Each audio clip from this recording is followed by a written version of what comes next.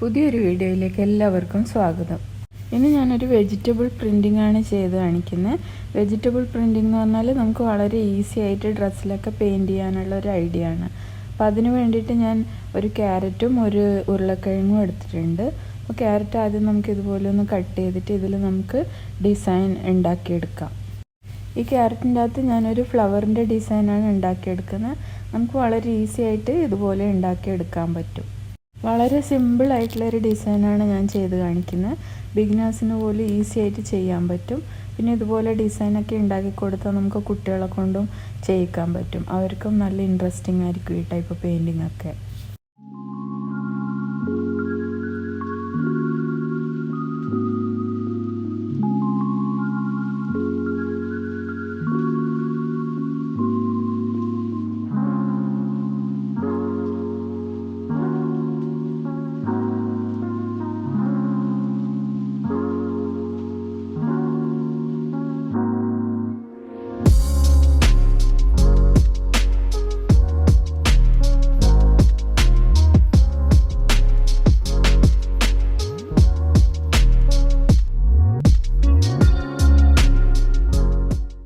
കണ്ടില്ലേ, നമുക്കൊരു flower design കിട്ടിയിട്ടുണ്ട്.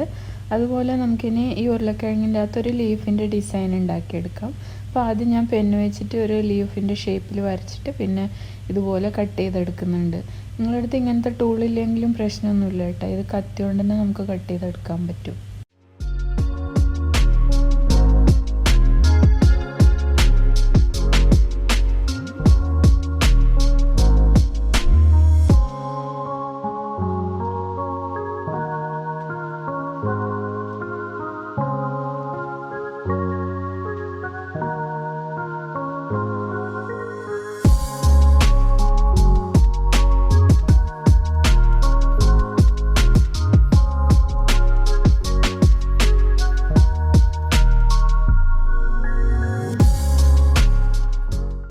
ഇപ്പോൾ നമുക്ക് സിമ്പിളായിട്ടുള്ള ഒരു ലീഫ് ഡിസൈനും കിട്ടിയിട്ടുണ്ട്.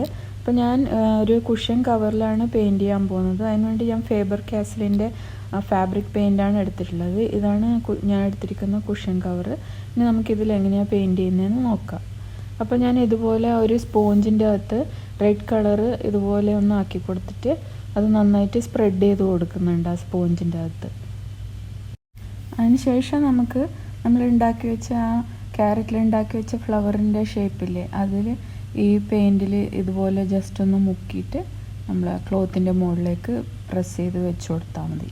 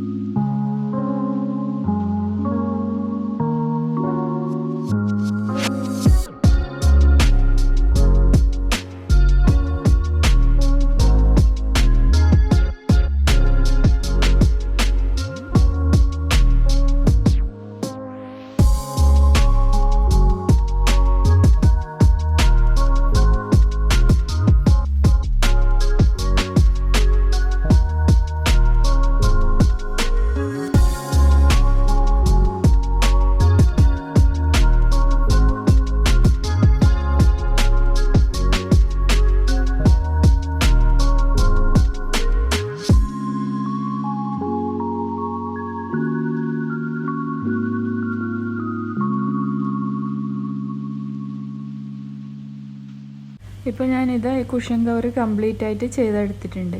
ഈസി ആയിട്ട് ചെയ്യാൻ പറ്റുന്ന ഒരു ഐഡിയ അല്ലേ ഇത്. നമുക്ക് ബെഡ്ഷീറ്റിലും സാരിയിലും ഫ്രോക്കിലും എല്ലാം ചെയ്യാൻ പറ്റും ഈ ടൈപ്പ് പെയിൻറ്റിങ്.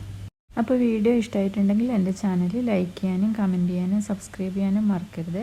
എത്രയും പെട്ടെന്ന് തന്നെ നമുക്ക് വീണ്ടും കാണാം. അതുവരേക്കും ബൈ.